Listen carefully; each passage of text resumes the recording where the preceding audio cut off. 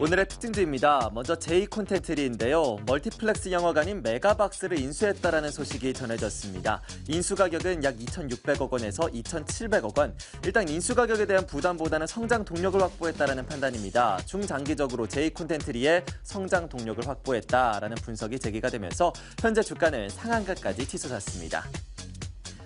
메디포스트도 호재가 있었습니다. 미국에서 ABC 방송에서 줄기세포 치료제인 카티스템에 대한 그 효과와 효능에 대한 보도가 나왔는데요. 아직 미국의 임상시험이 진행 중이지만 일단은 그 기대감을 안고 있다는 판단입니다. 미국에서 크게 매출이 늘 수 있다는 기대감을 안고서 현재 메디포스트 4%대 강세 구간입니다. 중국의 알리바바 그룹이 온라인 쇼핑몰 티모를 통해서 한국관을 개설했다는 소식 속에서 쿠쿠전자가 오늘장에서도 강세 흐름을 보여주고 있습니다. 중국인들이 쿠쿠밥솥을 좋아한다는 이야기들이 상당히 많은데 이 중국 매출의 성장세가 온라인 채널을 통해서도 확대될 것으로 기대가 되고 있습니다. 오늘 사흘 연속의 강세권 일단은 거래될 것으로 예상이 되고 있고 현재는 매수 공방이 치열하게 벌어지고 있습니다. 자, 이렇게 해서 세 가지 특징주에 대한 투자 의견 들어보도록 하겠습니다. 오늘 대신증권 광명센터의 강종혁 대리 전화 연결되어 있습니다. 안녕하십니까? 네, 안녕하십니까? 네, 오늘 먼저 J콘텐트리부터 보도록 하겠습니다. 오늘 장 초반부터 상한가에서 거래가 되고 있는데 멀티플렉스 영화관인 이 메가박스를 인수했다는 소식이 전해지면서 큰 호재로 해석이 되고 있습니다. 앞으로의 투자 의견 어떻게 보십니까? 네, 금일 J콘텐트리가 영화관 업계 3위의 메가박스를 인수한다는 내용으로 상한가 출발해서 지금 유지되고 있는 모습인데요. 신한금융투자증권에서 좋은 리포트가 나왔습니다. 일단 제목은 기다림의 끝이 보인다라는 제목으로 일단 J콘텐트리에 대해서 매수 의견을 제시했고요. 목표 주가는 4,600원 내놨습니다. 리포트에 따르면 메가박스 인수의 불확실성이 지난 1년 동안 동사의 주가의 발목을 잡아왔고 지속되는 극장의 호실적을 감안하면 어떻게 보면 J콘텐트리의 신성장 동력이 될 수 있다라고 말했고요.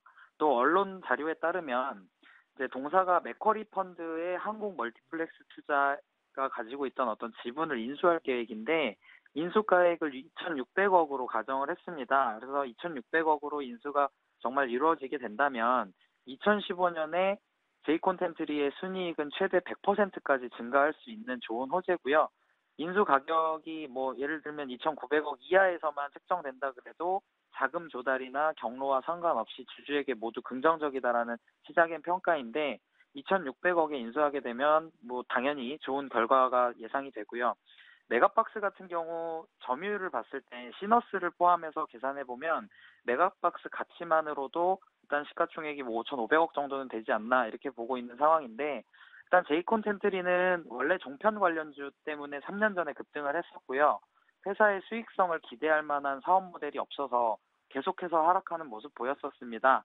하지만 계속해서 추진해왔던 메가박스 인수를 비교적 낮은 가격에 성공적으로 마무리하는 모습 보이면서 새로운 주가 상승 모멘텀으로 작용할 가능성이 높고요. 지금 보유하고 있는 분들에게는 5,000원대 이상을 기대해 볼 수 있는 지금 구간에 진입을 했다라고 보시면 되고 신규 진입하시는 투자자분들에게는 현 구간대에서 충분히 투자 메리트가 있다. 하지만 오늘 당 초반에 한 3천만 주 정도의 상한가 대기 물량을 봤습니다, 제가. 근데 이제 이렇게 되다 보면 내일장 또한 급등 출발 예상되는데 내일까지 만약에 또 상한가 출발하게 된다면 또 무리해서 추격하지 마시고 한 템포 관망하면서 매수 타이밍 잡아보시는 것도 괜찮을 것 같습니다. J콘텐트리 일단은 메가박스를 싼 가격에 인수를 했기 때문에 주가는 최대 5,000원 이상까지 오를 수 있다는 긍정적인 의견으로 일단 들어봤습니다. 자, 여기서 메디포스트도 보도록 하겠습니다. 이 줄기세포 치료제인 카티스템 아직까지 임상시험 중인데 벌써 미국 언론에서 소개가 됐다라고 합니다. 이에 따른 기대감으로 오늘장에서 주가 강세 보여주고 있는데요. 앞으로 여름은 어떨 거라고 전망하십니까? 네, 메디포스트가 최근 강세 흐름을 보이고 있었고요. 미국 ABC 방송 보스턴 권역 채널에서 연골재생 줄기세포 치료제죠. 카디스템을 소개를 했는데 이게 이제 메디포스트가 가지고 있는 주력 제품이다 보니까 주가에 긍정적인 영향을 주고 있습니다. 그래서 오늘 오전에 10만 8천 원까지 상승하는 모습 보이면서 강세 보인 후에 약간의 차익 실현 매물로 강보합권에 지금 머물고 있는데요. ABC 보스턴 채널의 어떤 주요 프로그램인 뉴스 앳 11이라는 채널에서 지난 19일에 카디스템의 어떤 효과와 장점을 소개하는 어떤 시간을 가졌습니다. 그래서 운동을 좋아하는 미국의 30대 남성이 인공관절 수술 대신에 카디스템 치료를 받는 과정을 소개를 했는데 임상시험 당시에 의사가 밝히기로는 카디스템 시술이 다른 치료보다 회복 기간이 짧고 튼튼한 연골을 재생한다면서 고통이 적은데도 불구하고 치료 후에 활동력이 더 좋다라고 평가를 했습니다. 일단 카디스템은 퇴행성 외상으로 손상된 무릎 연골을 재생하는 치료제인데요.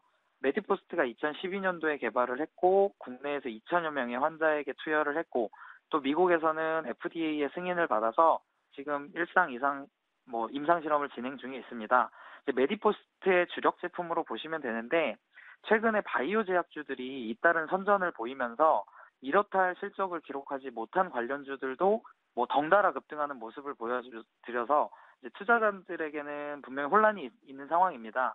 그럼에도 불구하고 메디포스트 같은 경우는 기관과 외국인의 수급이 안정적이고 카디스템이라는 주력 제품이 해외 시장 진출이 굉장히 순조롭게 진행이 되고 있는 상황이어서 분명히 바이오주의 투자 대안으로 꼽아드릴 수가 있을 것 같은데요. 그간의 상승폭이 있긴 하지만 메디포스트는 이러한 제약 바이오주의 흐름이 꺾이지만 않는다면 14만 원에서 15만 원까지도 중장기적으로 기대해 볼 만한 투자처라고 보시면 될 것 같습니다. 메디포스트 수급적으로도 좋고요. 그리고 카티스템에 대한 기대감도 더욱더 확대가 되고 있습니다. 지금 주가보다 한 50% 정도 더욱더 오를 만한 여력도 있다라는 이야기도 소개해 주셨으니까요. 여러분들도 참고해 보셔야겠습니다. 마지막으로 쿠쿠전자도 보겠습니다. 알리바바가 한국관을 개설했다는 소식에 일단 기대감을 안고 있는데 오늘 장에서는 보합권에서 등락이 이어지고 있습니다. 쿠쿠전자에 대해서는 어떠한 전략이 필요할까요? 네, 쿠쿠전자에 대해서 좋은 내용도 나왔고 좋은 내용의 리포트도 나왔습니다. 금일 NH투자증권에서 일단 쿠쿠전자는 요오커를 대상으로 한 면세점 매출 성장을 기반으로 중국 내수 시장에서도 점유율 확대하기 위해서 현재 유통 채널 및 제품 라인업을 확대하고 있다. 로컬 경쟁사들과의 경쟁이 심한 오프라인 유통 채널보다는 온라인을 통해서 점유율을 상승세 이어나갈 것이다라고 전망을 했고요. 또 가파르게 성장하고 있는 중국의 이커머스가 동사의 점유율 확대에 긍정적일 것으로 판단을 하고 있는데 쿠쿠전자의 압력밥솥이 왜 경쟁력이 있냐면 로컬 경쟁사 제품 대비 평균 판매가가 10배 이상 높은 프리미엄 제품이다 보니까 예를 들면 한국에서 유명한 화장품이나 육아용품과 같이 이렇게 좀 진열이 되거나 전시가 되거나 혹은 온라인상에 게재가 됐을 때 브랜드 효과, 시너지 효과가 같이 발생할 수 있다는 점을 긍정적으로 보고 있는데 지금 현재 쿠쿠전자가 중국 관련 매출액이 2014년 500억부터 지금 2016년 1000억까지 증가할 것이라고 예상을 하고 있는 만큼 성장세는 확인이 된 것 같고요. 이 리포트에서 제시하고 있는 목표 주가가 28만 5천 원으로 내놨습니다.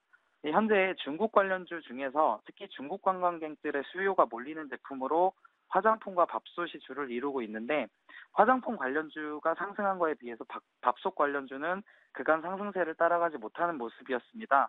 그래서 쿠쿠전자를 비롯해서 리움쿠첸 또한 최근 기관 외국인이 몰리면서 재차 상승할 수 있는 발판을 마련했다고 보고 있는데요.